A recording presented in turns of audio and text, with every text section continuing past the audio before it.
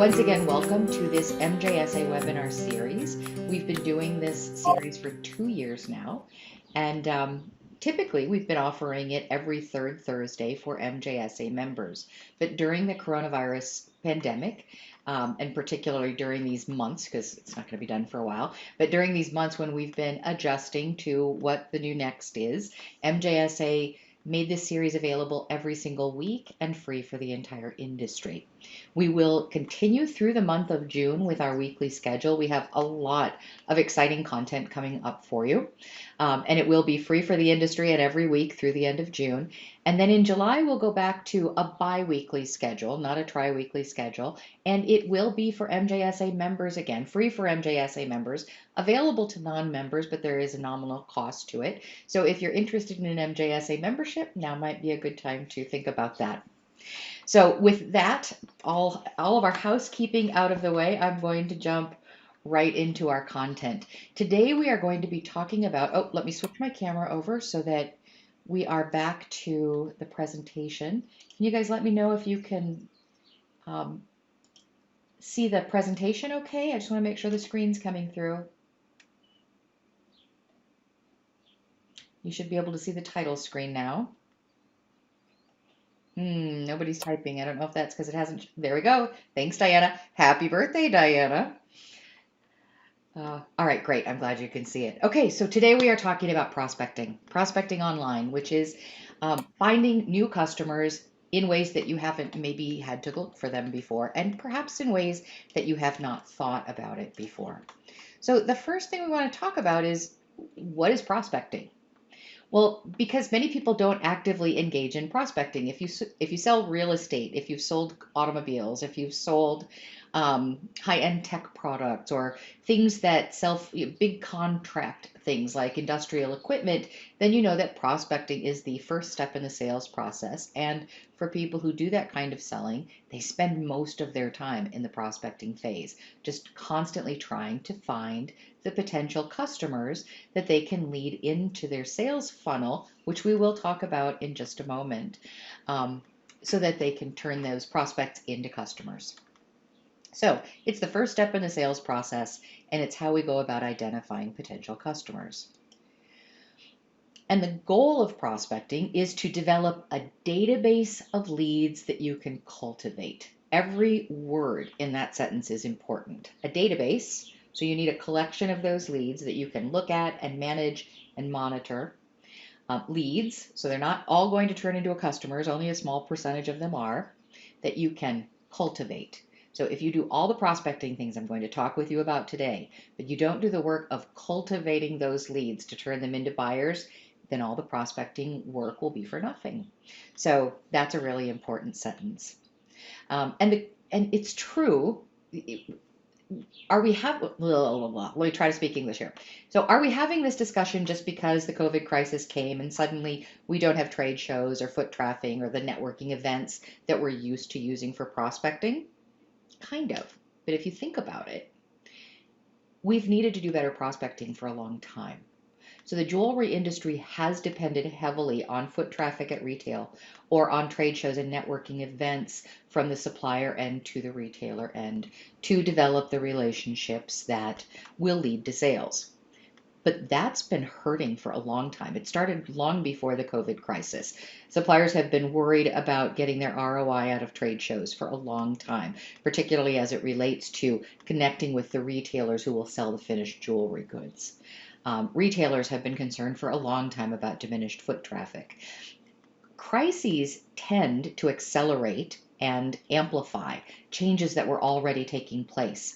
So even if everything returned to the way it was in a month, which we know it's not going to, but let's say if it did, we still have a prospecting problem in this industry.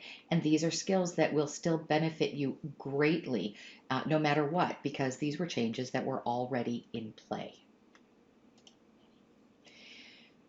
Prospecting requires these 5 things. It requires incredible clarity about your customer profile. So if you still don't know the answer to these 3 questions, who are we? What do we do that makes us different? And why do we matter? If you don't know the answer to those 3 questions, you can't target the right potential customers. So Having clarity about your strategy and your brand and your differentiation before prospecting is essential because you need clarity about your customer profile. That will help you decide where to look for them and how to entice them and how to cultivate them until they turn into buyers. You need systems for prospecting.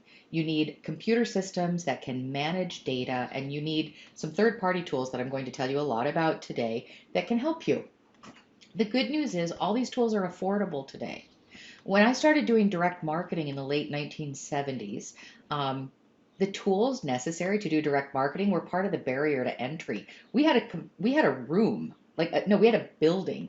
It was about 80,000 square feet, and it was just the computers to power the direct marketing activity. Today, you can power much of the work that you need to do good prospecting on a device like this. So you need systems, but they are affordable and they are quite masterable. You do not have to be a programmer or a data scientist to figure these things out. Prospecting requires consistency. You have to have an incredibly um, regular approach to prospecting. And I'll talk about that more on the next slide because consistency and constancy really should be the two words with that little icon. Prospecting requires follow through. As I said a moment ago, if you don't do the cultivation work, all the leads you gather won't really turn into money for you. And it requires patience. If you start doing these prospecting activities today, and truly you could take a couple of these and start them as soon as we're done with this session, but it does take time for this to pay off. The only thing I have to say for that is the time's going to go by either way, so you might as well start today, right? So these are the things that prospecting requires. And you need to prospect constantly. And this is an analogy, the sailing ship, the exploratory ship. I love to use it. I did not come up with this analogy, but I can't for the life of me remember who originally said it, so I can't credit it. But the idea is that the kings and queens in old Europe, they sent ships out on a regular basis looking for treasure, right? Going out and looking for spices and gold and money and adventure, and they were all meant to bring riches back to the kingdom. They sent a lot more ships out than ever came back. It's important that you set ships a sail from your business every single day, every day, looking for business because you know they're not always going to come back. Of course, the stakes for you are not like an entire ship cruise, so I think that's a positive. But you have to set these ships a sail every single day in order to get the prospects that you need to winnow them down into sales. So prospecting must be done constantly. And for those of you who are not really big on selling, of course, that screen pops up at just the right time. That probably isn't the thing you want to hear, right? But it is our reality, so let's get good at it. As an industry, we don't particularly like salespeople. We like individual salespeople. We all have our favorite salespeople. We like seeing our favorite salespeople at trade shows, blah, blah, blah. But we tend to be really, really resistant to being sold to as an industry. When I first got to the jewelry industry in 1995, I was shocked at how resistant we are as an industry to being sold to. So we're running retail stores and service businesses and product businesses, but we don't want anyone to sell anything to us. It's just kind of a unique characteristic of the jewelry industry. We like being sold to by the people who are already invited to our party. We just don't like being sold to by anyone else. And as a buyer, you get to decide what kind of a buyer you are. If you're the kind of buyer that loves to be sold to and wants to always hear what's new, or if you're the kind of buyer that's like, leave me alone, I'm going to find the people I want to sell to me. That's fine. But now you need to put on your other hat as a salesperson. Do not assume or be restricted by the idea that other people are as resistant to being sold to as you are. Partly because it doesn't help you do the things you need to do, and partly because it's not necessarily true. When you refine this skill, when you do the things that a good salesperson does, which is connect with the buyer by bringing them something they need, that's really meaningful work. Prospecting is part of it. So all I'm saying with this slide is that you need to embrace the sales process. Let your negative bias, if you have one, about selling go by the wayside and understand that there is no revenue without sales and there's no sales without prospecting. So you might as well feel positive about it, and let those biases go if you are one of the people that has those. Okay, so what is this thing that's on the screen now? It's a sales funnel. And this is not new. We've talked about sales funnels in selling for decades. It's this idea that there is a process for bringing new prospects to the table and then cultivating them. There's that word again, all the way to the point where we get a purchase and then loyalty, the repeat purchases. And it's a funnel because it reflects the reality that we get a lot more prospects at the top, and then they become less and less and less as we turn them into customers. So some people will come in through that prospecting channel and they'll always stay up there sort of in that awareness phase, but they never really move down the funnel. Some people will get as far as discovery and evaluation and then they sort of fall off. Those are the ones that kind of hurt when you're selling directly because you thought you were getting somewhere with them and then they just ghost you, right? So some people move down the funnel, but they don't convert. Some people get all the way to intent and then you're like in this negotiation with them and you really think you're ready to close and then they evaporate on you. Even harder. Some people purchase, but they don't come back for a repeat purchase. And some people at the bottom of that funnel become your repeat purchasers. So that's what the sales funnel is all about, is it reflects the reality of that movement through the selling experience. And on this graphic, it also shows you sort of what's happening at each phase of the funnel. So, we're doing inbound marketing through SEO. We're going to talk about that today, and outbound marketing through promotion. And also in the discovery phase, the customer sort of exploring their needs and seeing if we're a fit for them. You should also be exploring your customers and seeing if they're, or your prospects, and seeing if they're a fit for you. And then in the evaluation phase, starting to build trust in your brand and your products. This is the part of the funnel we're talking about today. We're talking mostly about awareness, secondarily about the discovery phase, and we're only sort of like lightly touching on evaluation, but mostly we're talking about the top of the funnel today. So what do we put in this funnel? We put leads. So we need to start talking in terms of what are leads? How do we get leads? Where do they come from? What do we do to collect them?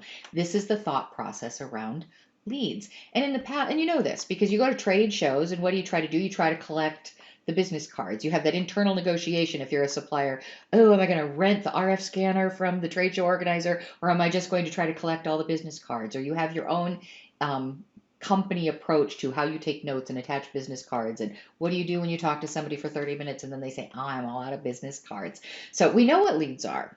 Now you need to do a much better job of collecting them online, digitally. And as I mentioned a moment ago, we've been here.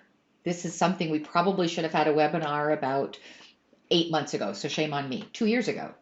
Anyway, what we put in the funnel is leads, and we get those leads through social media and referrals and ads and organic search and directories and listings and promos. So that's what we're putting into our funnel.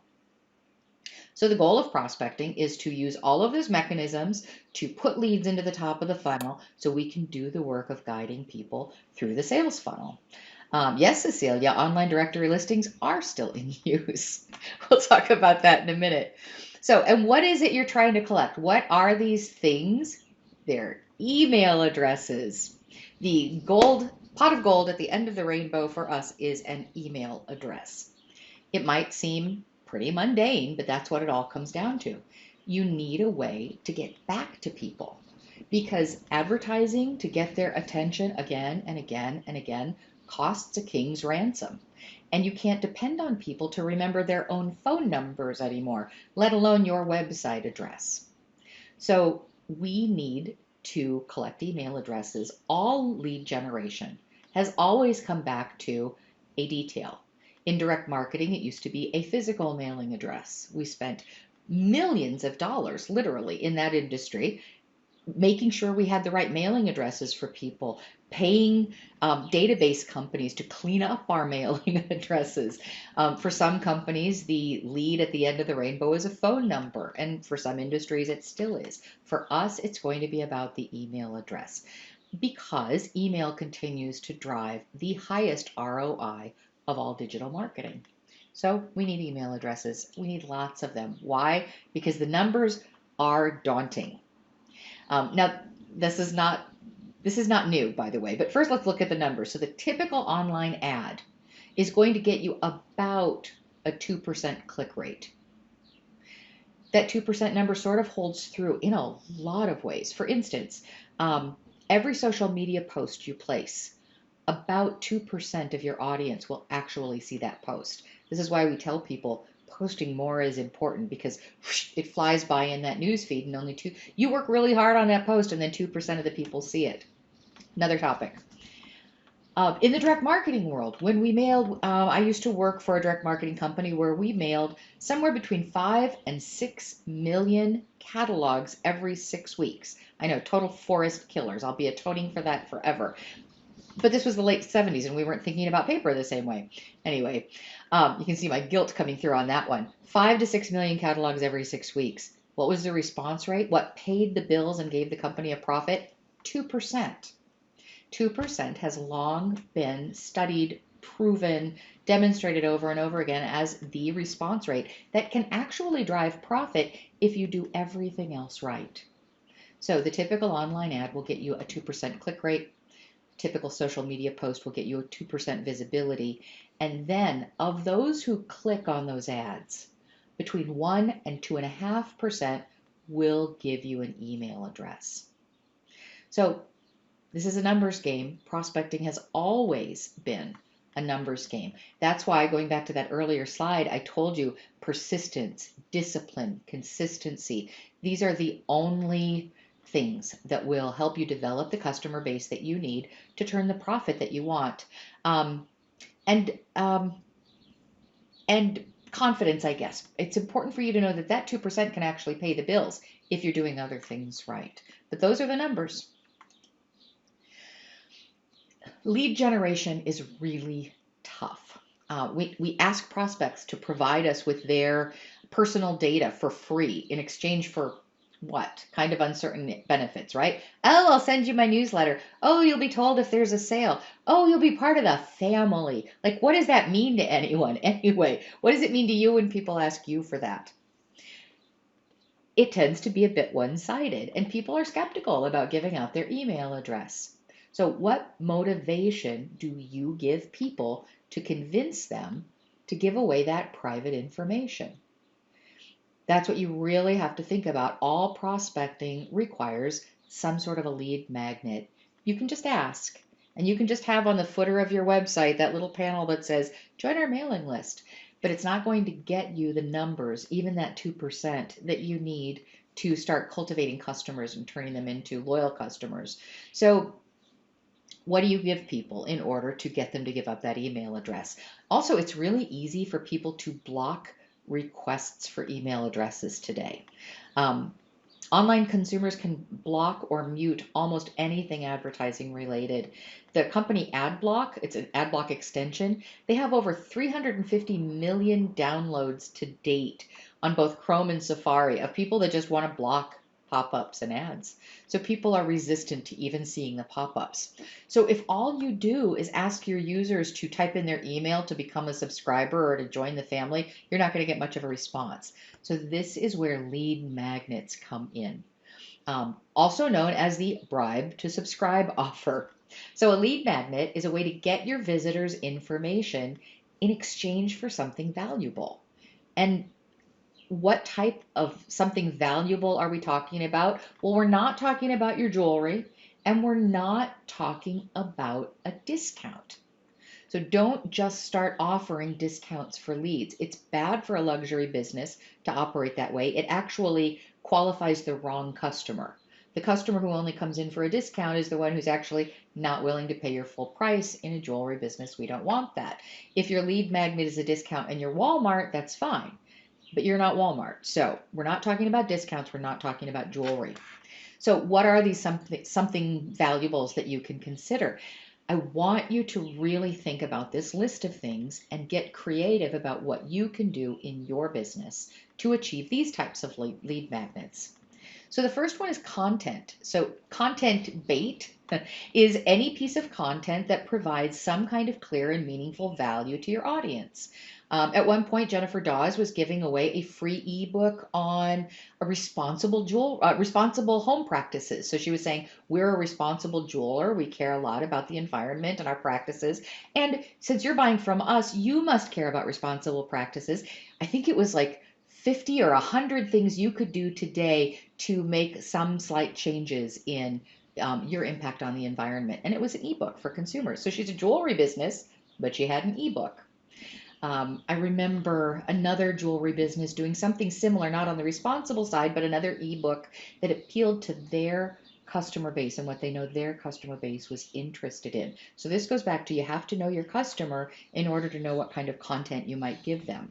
So how-to guides, reports, white papers, cheat sheets, case studies, printable, fun printable forms that can help you figure out a ring size. I've seen some fun stuff like that. Video guides, video courses, a mini gemology video for people who are just really into colored gems. Infographics, people love infographics. Those are all examples of content bait. So you say, if you give me your email address, I'm going to send you this piece of content. Another type of content, a lead magnet, is widgets. So widgets are tools that you integrate with your website or your landing pages. Shopify has built-in widgets, so does WordPress, so do most of the builders like Wix, Weebly. All of them will give you yes, Norma, this is recorded. All of those will give you some form of widgets that you can incorporate in your website. So what do they do? Well, they offer either a customized experience or they can help. I'll be talking about some widgets actually later today when I talk about bots. But they offer some kind of engagement that's on screen that's kind of fun or leads to a piece of interesting information, and you collect their email address for them to participate. So those are widgets. Quizzes and gamification, that can be a very effective way to attract leads. So, if you offer a quiz, what's your spirit gemstone? Lots of people will take that and give you an email address in order to get the results. So gamification and quizzes are about using gaming principles to collect the key information that you need about prospects. So puzzles, quizzes, anything like that. And then the cool thing about this is once they participate in that and you get the email address, you can actually do an automated email response series kind of based on their answers. So if somebody came out Sapphire, depending on how you constructed the quiz, they might get series A of emails, but if somebody else came out Amethyst, they might get series B of emails, which you can program in your CRM or your marketing automation. So quizzes and gamification are a really good way to offer someone something of value, to kind of tease and entertain your prospects with short, simple, fun things and get their email address in return. State of the industry, state of fashion, state of retail, state of the community, whatever, state of the ... surveys and reports are a way for people to offer something of value in exchange for an email address. B2B companies, if you're a supplier on this webinar, that can be a very effective way for you to do that, to offer value. So anyone who's a prospective retailer, they can get this report that you commissioned or that you guys produced in exchange for an email address. You're sharing information for free, except for the cost of the email address. Online demos are a great way to get an email address. So these live demos or online demos are particularly useful if you want to offer something a little more complicated, like how to select a diamond, or how to know if a color gemstone is worth such and such, or how a custom design process works. So you can offer to give them a free question and answer session related to, I clearly can't speak English today. I'm going to take a drink of my tea. So you can offer them this free question and answer, 10 minutes, whatever, live demo or question and answer demo in exchange for an email address, which you collect when they sign up for the time slot. Webinars and podcasts sort of extend that idea. So when you offer webinars or podcasts, people you guys gave us an email address to sign up for this webinar. Um, you can invite other people to participate in your webinar or podcast. So you can interview somebody that you think is interesting. If you're a retailer, you can interview somebody in the community that people in your customer base might find interesting. I've been asked to do, webinars and podcasts as a guest offering for people's customer base when the company knows that their customers are interested in the kind of content I share. So you don't have to produce all of these on your own, but you offer content relative to what your customers are interested in, and they give you the email address in exchange.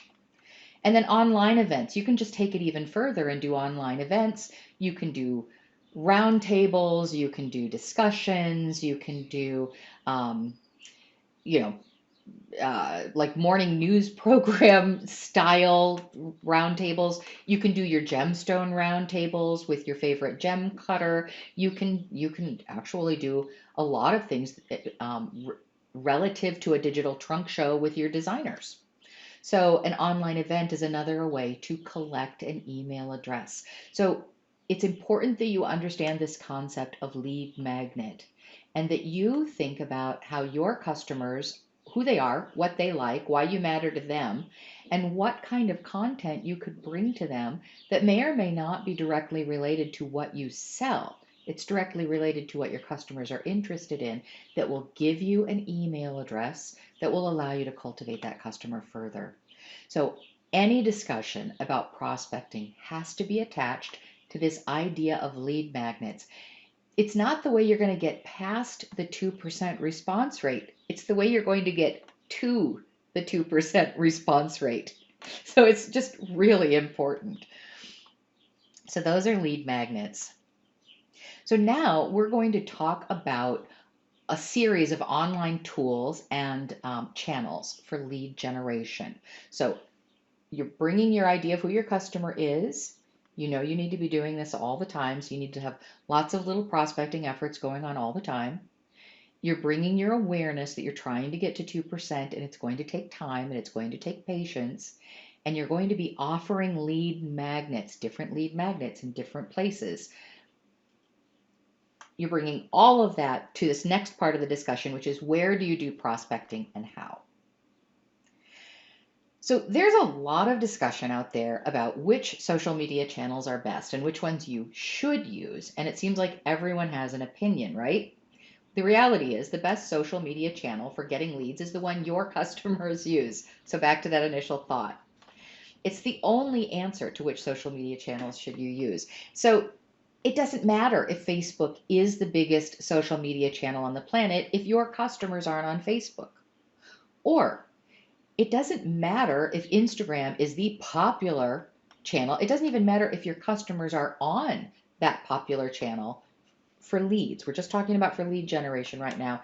If your use of Instagram doesn't yield email addresses for you.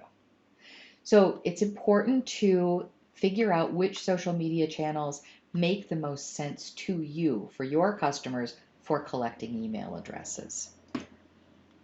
So, and again, when I comment on social media in this context today, in this session, I am not commenting about its benefits as an engagement tool or as a way of staying top of mind. That's not what we're talking about today.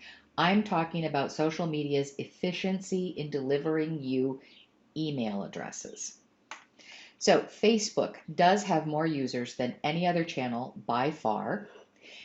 It's not easy to get email addresses from people on Facebook. We'll talk about some of the methods you can use, but it is easier on Facebook than it is on every other channel except LinkedIn. So Facebook is pretty easy to get email addresses on relative to the other social media channels. Instagram is not a lead generation wonder. Instagram limits you in terms of the links that you can use. It really just functions in a very two-dimensional way for most people. Yes, you will hear some people say, oh, I sell on Instagram all the time. They are the outliers. They are not the norm. I do love Instagram for a lot of reasons, not for lead generation though. So Instagram's not great for getting email addresses. Twitter's not as bad as Instagram for getting email addresses, but it's pretty challenging. So we'll talk about the one thing you can do on Twitter to get some leads. But LinkedIn, if you are ignoring LinkedIn, you are really missing out because LinkedIn, it's not only easy to get an email address on LinkedIn. If somebody agrees to be in your network on LinkedIn, you have their email address automatically. So LinkedIn's powerful for lead generation. So Instagram inhibits linking. Every Facebook post you make, you can include a link in your Facebook post. You can bring people back to your website or bring them to a landing page or do whatever you want with that link. Instagram lets you put one link in your bio and that's it. Now, some people go to the effort of going to that Instagram bio and changing their link constantly, but it's annoying, time consuming, and not really effective. It's very limiting. What I recommend if your audience is on Instagram and that's where they're dedicated to being and you're not going to find them anywhere else, then you need to use Instagram. So then I recommend you use a tool called Shorby. And what Shorby does is it allows you to build this little page of links. It takes some pre-planning. It's not as simple as like on Facebook in the last 3 days, we ran 4 different promotions just for my company. So one link went to one landing page, another post went to another landing page. It's not as easy as that. But what Shorby allows you to do is build this page of links. So what you do is you plan ahead. You say, okay, on Instagram in the next 2 weeks, I really want to run these 2 or 3 different promotions. So you build your little Shorby page with so all your linking is to your Shorby link. That's it. In your bio, you go to the Shorby link. Then you just keep updating your Shorby page. So when somebody clicks on your bio link in Instagram, they go to the page and that page has all your promotions that you're running for that 2 weeks. And you can have additional links there that can send them straight to an even more detailed landing page or a product on your website or wherever you want to send them. So Shorby gets around some of Instagram's deficiencies when it comes to collecting leads. On Twitter, you can use Twitter cards, which is a Twitter advertising element.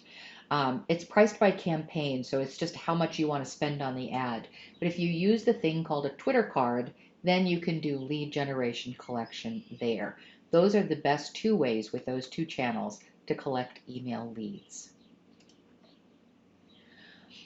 Now let's talk about LinkedIn because you really should not miss out on this as a lead generator. It has 675 million monthly users, so it's not nearly as big as Facebook, but it's big. Their goal is to be at 3 billion users, I think by 2023, and they're on track to that. So it's incredible how LinkedIn's been growing. And there's a very high rate of daily check-in on LinkedIn, though I'm terrible about it. For some reason, I always forget to check my LinkedIn messages. So like I keep making this note to myself. I have to stop being bad about it. But most people check in, like 60% of the regular users check in daily. So you have a high likelihood of having a communication with your LinkedIn prospects. One tool you can use on LinkedIn, and as I said before, if you're on LinkedIn, you already if somebody is in your network, if you've invited them to join your network and they are one of your first tier connectors, you already have their email address. So how do you get more of those connections? One I recommend is the LinkedIn Sales Navigator. So you just go into your LinkedIn account and search for Sales Navigator and you'll find it.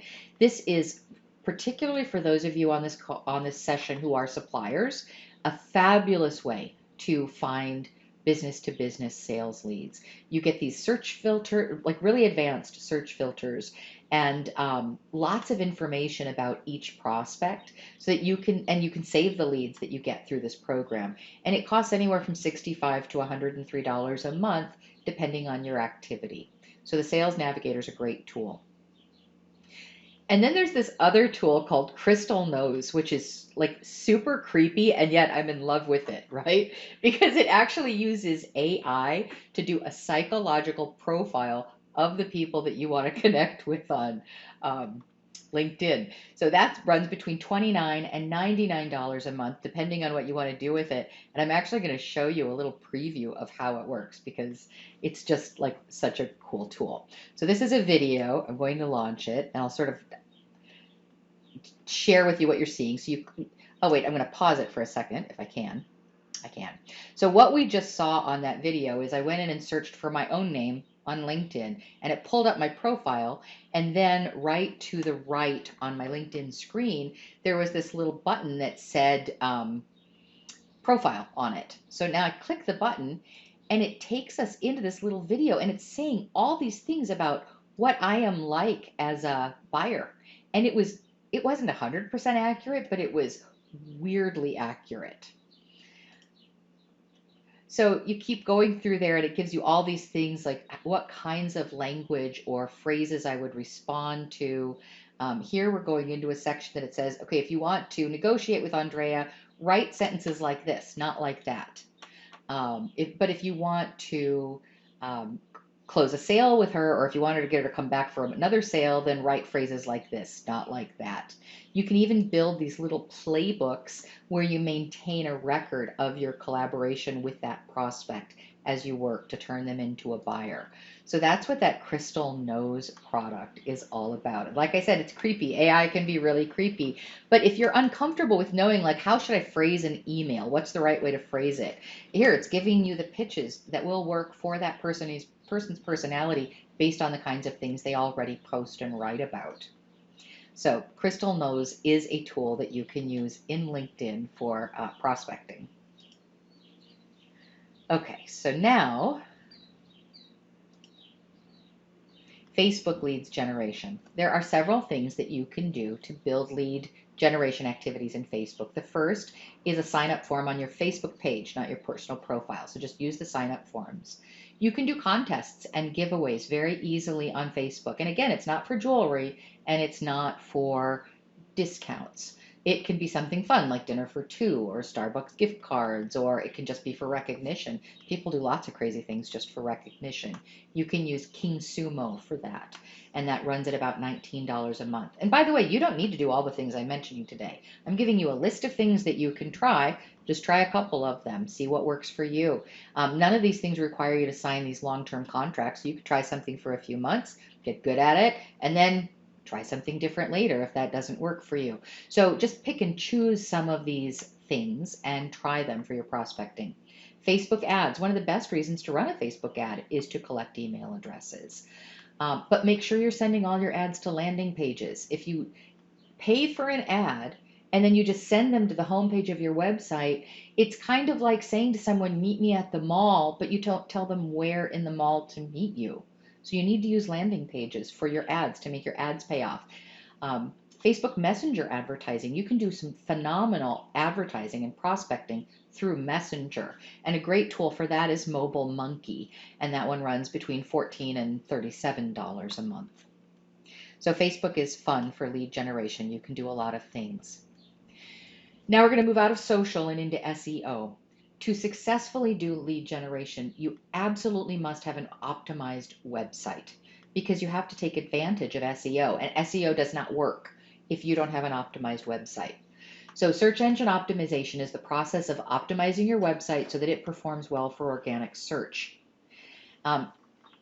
There are two types of SEO. There's organic or on-page SEO, and then there's off-page SEO, which is the process of getting links from other sites. Now, if you're an old timer, you might think there are two types that are called white hat and black hat. So on-page used to be more white hat, and off-page used to be black hat. Black hat doesn't exist anymore. The search engines caught on to all of it. The only way to get search engine results is to be a hero for your customers and give them good content. So that's all we're talking about with SEO anymore. So let's spend just a couple minutes talking about what it takes to get search engine traffic. So here are my 10 commandments of search engine optimization that you have to deliver an excellent customer experience on your website. And the search engines measure that. They measure that by the click-through rate. They measure it by the bounce rate. Like, do people come to your website and leave immediately? Or do they stick around and explore?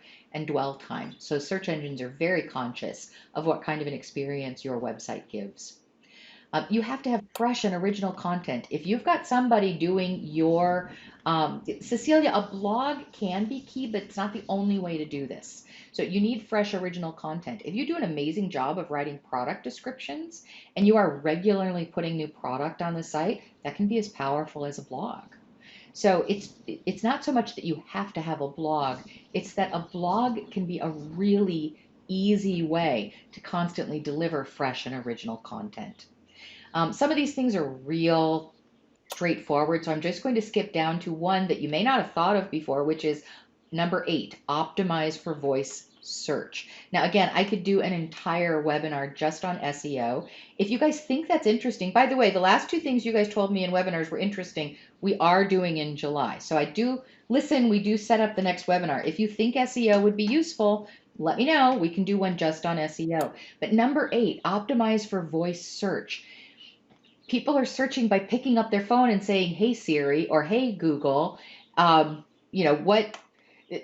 How do I find such and such?" Or "Oh, I know." So I'm gardening right now. Who isn't, right? So in the past, I might have typed in "prevent blight peas." Now I say, "Hey Google, how do I prevent my peas from getting blight this year?"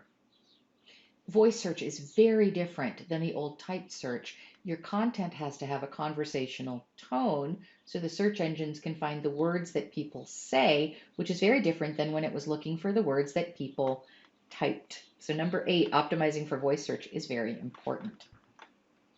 Okay, so those are my 10 rules of SEO. You will have those. You'll have the slides. You'll have the replay. You can study those later. Print them out. Stick them in front of your desk. Have somebody help you if you're not sure that your website is performing. Terry, if you're on this call, I have those answers for you on your websites because I think I saw you come through there. Okay, on-page SEO. Search engines tend to this is the thought process. Search engines want to be everybody's favorite search engine. Google wants to be your favorite search engine. Bing wants to be your favorite search engine. What makes them your favorite search engine? When you search for something and they give you fast, reliable links to an exciting website. So if you do the right thing for the customers, the search engines love you. That's organic SEO in a nutshell, or on-page SEO. Off-page SEO is just about getting links from other websites. So if you get links from other websites, that's a vote of confidence. It's a vote of confidence to the user who follows the link. Oh, if this company I like says I should look at this website, clearly I can trust them. It's also a vote of confidence for the search engines. So the work that you do to get links from other websites by having great content, maybe doing some guest blogging yourself. Let's go to that next slide and I'll show you. So you can do guest blogging for other people's sites. If there's a spa in town that has a great blog, you could ask if you could guest blog for them. That gets you a link back to your site. You can do ego bait. So if you do an interview of somebody else on your site, or you talk about somebody in your community or in your circle who's done something amazing, there's a really good chance that they will link back to that article from their website. That's why we call it ego bait, but it gets you a link from another site. Build relationships with editors. Get your relationship going with people who are in a position to link back to your site. How do you do that? By giving them useful information that they can publish as well. So work on relationships with editors, and that will often get you links back to your site, get you invitations to write guest articles, which from their publication gets you a link back to your site. And then local citations and business directories are also a great way to get third-party links back to your site, which is part of the answer to that question about directories. So basically, when you teach, let me just wrap up the whole SEO thing right now. When you teach other people new things and show them your expertise and amplify or highlight other people in your industry, in your community, and when you make your website worthwhile, you get relevant links from other websites and you get high link trust from the search engines. So that's what SEO is all about. Okay, we're going to go right into referral programs, which are often referred to as affiliate marketing. So 92% of people report that they trust recommendations from their friends and family more than they trust any other source, and that's according to Nielsen research. Referral program software will simplify the referral process for any type business. So these applications let you run campaigns, track referrers, reward your brand ambassadors. It's incredible what you can do with a referral program. Now, only 15 years ago, this stuff was way too expensive for a small business to afford. Today, it's not. As you can see at the bottom, systems like GrowSurf, Referral Candy, and Referral Hero all start at $49 a month. And if you're getting good referrals off of these systems, you can pay for those $49 investments in a hurry. So it is affordable to do. When people talk about micro influencers, they sometimes forget that the people in your network who refer you all the time are micro influencers. I tend to think that's a more important type of influence than the social media gurus and influencers that we hear a lot about. So they may be single-sided rewards, like you get a reward from us every time you refer someone. It may be double-sided. You see the cable companies do this all the time. If you refer a friend, you get $50, they get $50. It could be a frequent flyer type program. It could also be just big prizes for top referrers that are rewarded every quarter or year or whatever. So look at referral programs as a way to do online prospecting because they can be really useful. Okay, now we don't have time in this session to talk about how or where to advertise. That's a totally different webinar, but I want to focus on these three things, and I've said some of them already. First, optimize your website. If your website is not optimized for SEO and for the user experience, then the money you put into advertising is almost instantly wasted.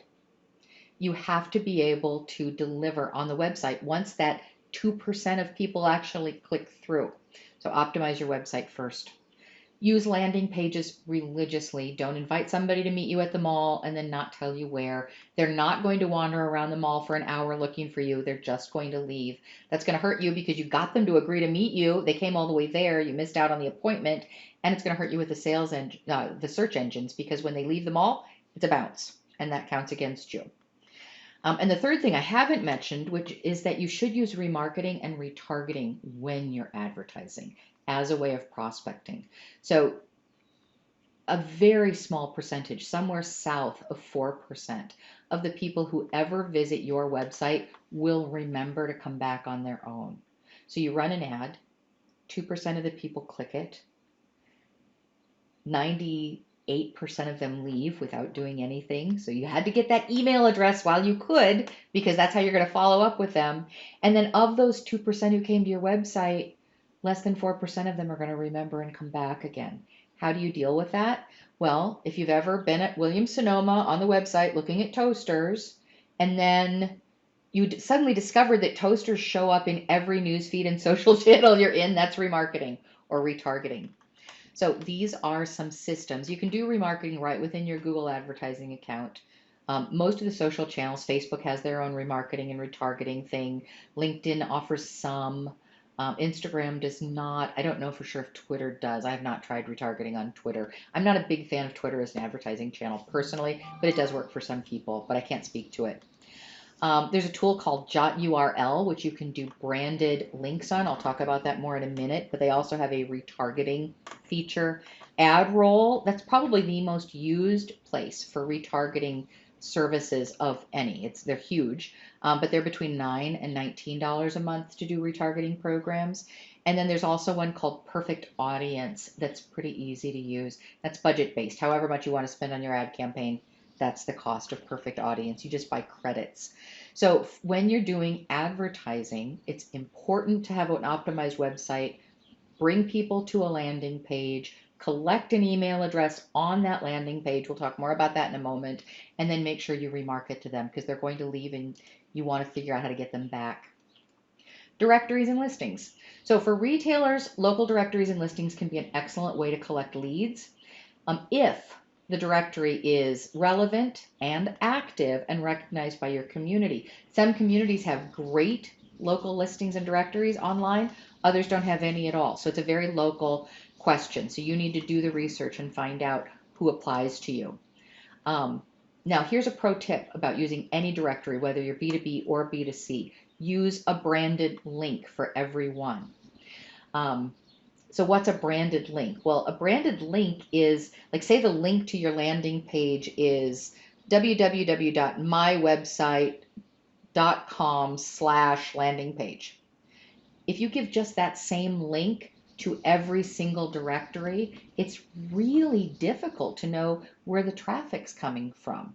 People block cookies on their website so Google can't track them. So then you're like, well, which listing paid off? But if you go with 3 or 4 different resources listings, and one of them is landing page 1, 2, 3, and one of them is landing page 4, 5, 6, and one of them is landing page 7, 8, 9, and they all go to the same landing page, now you can go into Jot URL, which is the resource I gave you on this previous slide. You'll be able to have that in your slides. And you can see which link delivered the most traffic. Now you can see which listings are actually sending traffic to your landing page. So use branded links when you're using landing pages. For suppliers, industry listings and directories can still be a very solid way to generate leads. A good example is MJSA's buyer's guide. Whether you go online, you find a supplier, boom, that's a new lead for you, and all you did was list in the buyer's guide. So, and the other nice thing about directories is that they tend to last longer than any smaller, like a monthly or quarterly publication. So directories and listings can be a good thing to do for online prospecting if you do the research, if you use branded links. But if you skip those 2 parts, you might be disappointed. Okay, website lead generation. So I've saved your strongest lead generator for last because all roads lead back to your website, which ideally has landing pages as part of that experience. Assuming you've done the website optimization tasks that I've already talked about, the most powerful way to collect leads is on your website, and yet most people neglect it. So they have their little sign up for our email list in the footer somewhere or on some page, but that's not enough to get the people to commit to giving you an email address once they get to your site. So now if you have a giant banner pop up in the middle of the screen and interrupt them, that doesn't work either. It totally irritates your visitors, and the search engines hate it. They hate anything that pops up and interferes with the experience. So big middle of the screen pop-ups are a no-no. Pop-ups should be animated. By that I mean have them peek in from the bottom, have them slide in from the side, have it just appear in a corner, have a little animated character that that pushes the pop-up out, but don't get in the customer's way. Catch their eye without interfering. That's the polite way to do pop-ups. So you want to be non-intrusive. Some really good tools for pop-ups on your website. And by the way, you can have different pop-ups on every page. The pop-up on your custom jewelry design page could actually put all those email addresses in a custom design list. And then from that list, you talk about custom design when you send them email. But the pop-up that comes up on your appraisal page could go to your appraisal list, and that talks to customers about something very different. So it's not just one size fits all. List management's really important for prospecting. So Opt-in Monster and Sumo are 2 incredibly good tools. They're totally interchangeable. If you want to use a pop-up manager, you could pick either one of them. Whichever one feels most comfortable to you is the right one, because they're both great. But you can also do some really fun smart customer routing. And let's take a look at that.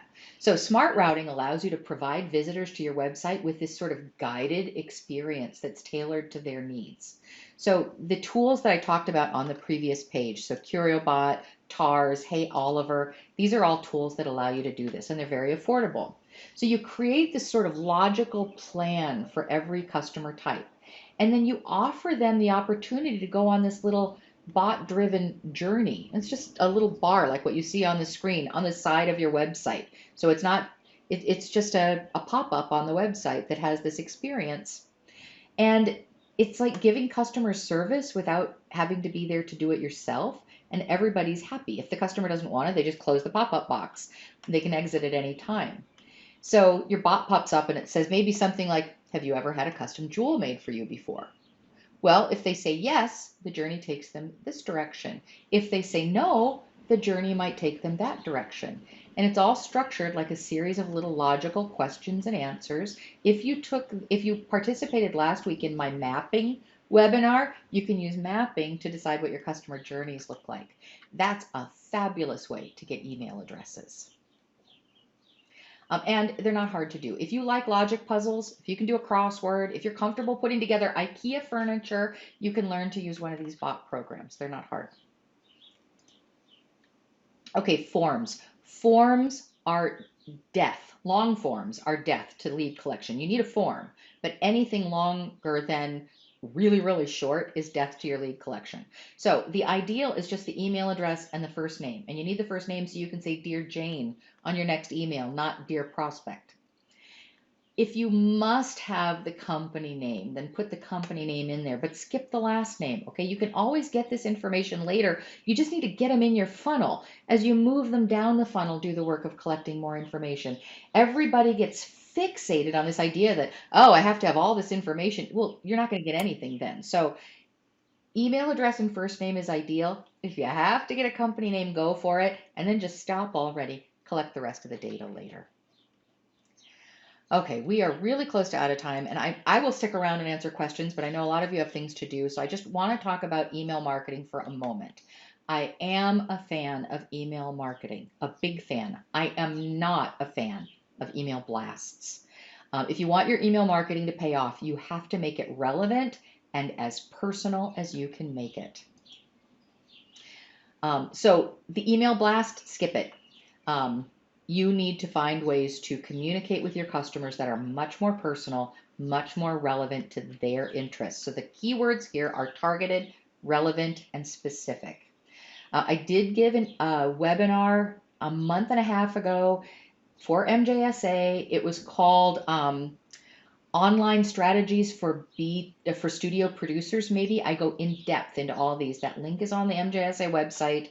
It's free to all of you. Go check that out. It'll walk you through all this email stuff so that I don't have to take time now and not be able to answer your questions. Your customers aren't the same. You're targeting a particular kind of customer, but then within that customer group, they have different interests and they have different needs. So you should not be managing your customers as if they are one monolithic customer group. And that means you have to do list management. Again, another topic I could talk over an hour with you about, but you need to manage your lists. MailChimp makes it easy to manage your list. Constant Contact makes it easy to manage your list. All the CRMs make it easy to manage your list. Manage your lists, segment them so that you can target your customers in the most relevant, meaningful ways every time you email them. And then they won't be so irritated when they get email. They'll actually look forward to it. Cecilia, you're right. The GDPR forms are really long. There's no way to get around that. But when you can get around it, do, because just, don't ask for more information than you have to. That's the rule. So I want you to think about what categories your customers are in. Do you have the fashion, bridal, and custom customer? Do you have the custom, appraisal, and color gemstone customer? Whatever the makeup of your customers is, do you have the independent retailer that carries design and independent retailer that only carries bread and butter customer? Do you have the very high-end retailer and the retailer that also carries a mix of silver and fashion? Those are segments that I'm talking about. Figure out who your customers are and categorize them. There is a really cool tool called Mailshake. You can do mass personalization in it. So say you've got 100 customers or prospects that you think are pretty similar. You load all of them into the Mailshake email panel and you write one email to all of them, but then you go through and do one little custom sentence at the beginning of each one.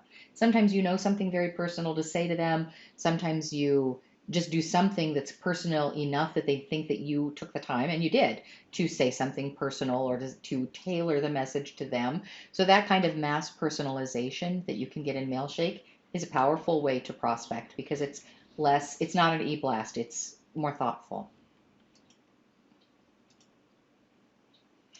I'm not going to go into drip campaigns today. This is part of cultivating your leads and trying to turn them into customers. Again, that online practices for studio producers will walk you through drip campaigns.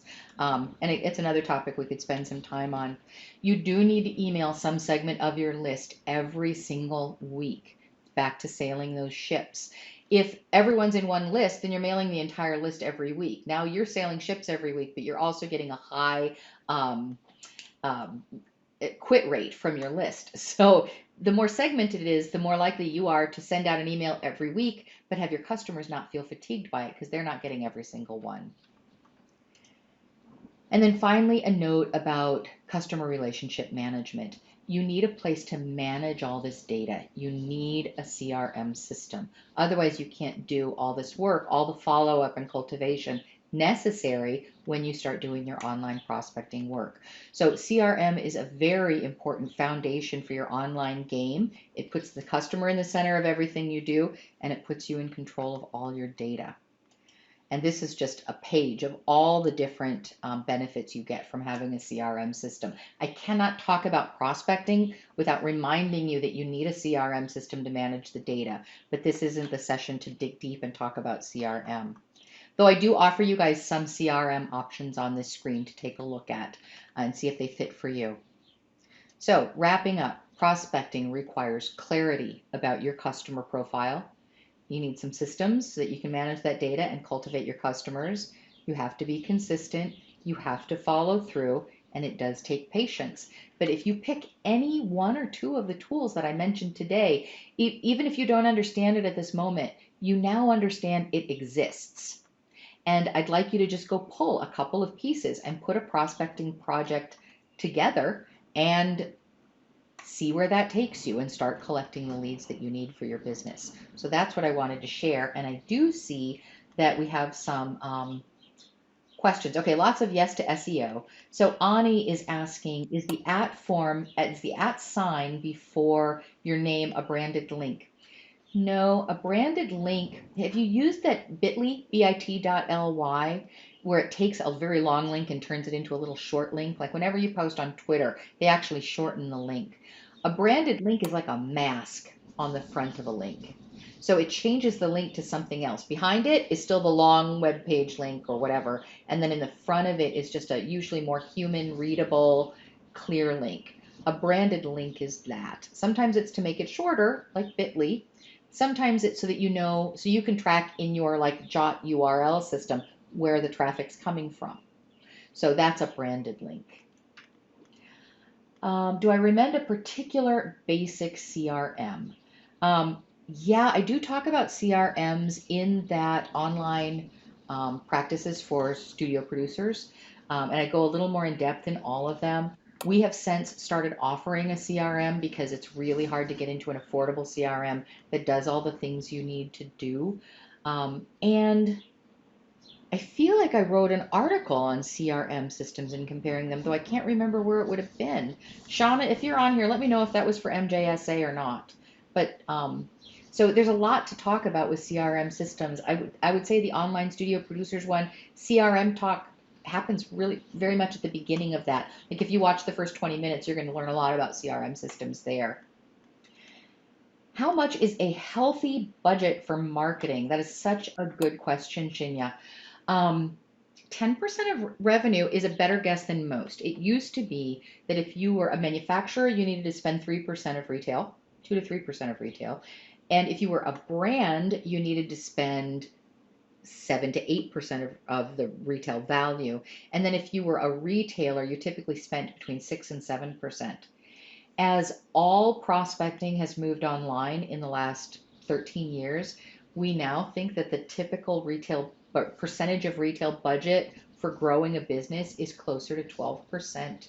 So it means you're putting a lot of money into marketing that you didn't have to put in before. The only way that you can do that is to not be on sale. You need your margin and to maximize the efficiency of all your other business processes, which is a lot of what we talk about on this MJSA webinar series. So you can't just spend more money on marketing without making savings elsewhere. So making the rest of your business incredibly efficient and learning how to use these technology tools is very important.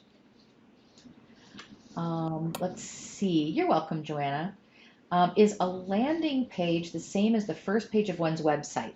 That's Diana. So no, the first page of your website is your home page, and a lot of people treat that as a landing page, but that's not ideal for advertising. What we want to do is have a special page that just speaks to the ad that you're running. So now if you're just doing generic, sort of like on your Google My Business page where it's just the Google search and it shows the map and it shows what your hours are, it's fine to take people to your home page for that. But say you're running an ad for a sale. you want to bring them back to a page that shows some of the pieces that are on sale, the kinds of prices that you're doing. I realize I'm saying a sale example when I keep telling you don't be on sale. I'm not saying never be on sale. I'm saying be very strategic about when you're on sale. But you want to bring them to a page that talks about the thing that motivated them enough to click the ad. Whatever they clicked the ad for, whatever that message was, the landing page needs to have a message about that. And Diana, I happen to know you have the kind of website that you can have your own landing pages that will do all of those things. So, but that's what a landing page is it's relevant to the advertising element. Let's see. Okay, Shauna says, I did write something on CRM. She's going to go look for the link. Yay. You're welcome, Harold.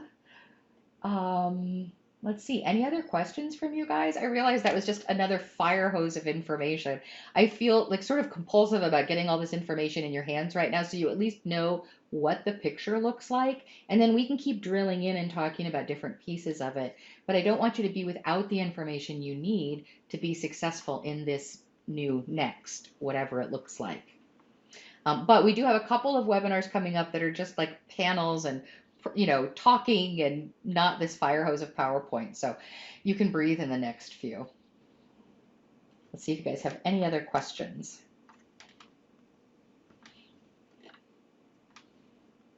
Just watching, I see some typing happening. You're welcome, Ethan. Any other questions?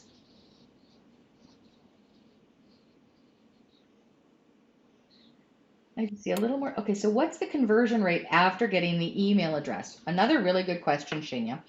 So you've got your 2% to get your click rate, then you've got somewhere between 1 and 2.5% to get the email address. The conversion rate for the after you get the email address is, first of all, very extended. In jewelry in particular, any luxury goods or high dollar items, it can take a series of anywhere from a month to 6 months to convert the average customer. So they're really hard to benchmark the conversion. But we think right now, for people who are doing a really good job of cultivation, it's about 3.5 to 4%. So again, it's still a numbers game. That's why you need a lot of prospects coming in the top of the funnels. If you only have 10 people coming in, that's not enough to run a business. You need 100 people coming in on a regular basis, and then you need to constantly find a new 100 and a new 100. For the business to business sellers in this audience, the numbers look different because, first of all, it's a little easier to prospect in the jewelry industry because it's a fairly known community. You still have to do the work of getting attention. I've been in this industry since 1995, which I realize is not forever, but sometimes it feels like it. And I still encounter people all the time that say, are you new here? Like, I never heard of you before. So, and I talk all the time, right? So don't assume that people know who you are and how to get a hold of you. All right, I don't see any more typing, so I am going to wrap this session up. Um, let's see, Harold has something. Typically in the retail store environment, how many staff are dedicated to the social media web SEO? What I would say is that your sales staff, all of them, must be engaged in prospecting. Whenever they're not selling, they must be prospecting. And all of the things I talked about today are an extension of the clienteling process. So they all must be involved. They can all do different things in it. Um, and they won't all have the same talent for writing or putting together a little graphic. They can all be on LinkedIn building their community. They should all be on your other social channels, engaging with your customers and making your customers feel like they're welcome and they're wanted. So, this idea that your digital stuff is done by one person in a corner, usually a teenager, that doesn't work. Your whole sales staff needs to be capable of grasping these tools and participating at some level. And that does take training, but it is very doable. Thanks, Diana. I'm glad to know I make a nice fire hose. You're welcome, Suzanne. You're welcome, Ani. Yes, I know. I dump a lot on you guys. You're good sports. You take it and you do something with it. So I'm proud of you. All right, I'm going to wrap this up for today. I want to thank MJSA again for being such an incredible resource to the industry and for taking such good care of your members and everybody else during this crisis. You're a great organization. I hope everyone brings you their support because we need you. So thank you to MJSA. Thank you to you, my participants. I get to see some of you every week these days. That's more than a little fun. And I'm making some new friends along the way. So thanks for taking an hour and 11 minutes to hang out with me today. Don't miss the rest of the series. Go to mjsa.org. We have great information coming up for you every single Thursday and 1 or 2 Tuesdays between now and the end of July. And we will keep this going. We just don't have the rest of that schedule figured out yet. So I hope all of you are safe and healthy and able to enjoy some good weather. And I'll see you next week. Thanks so much. Bye.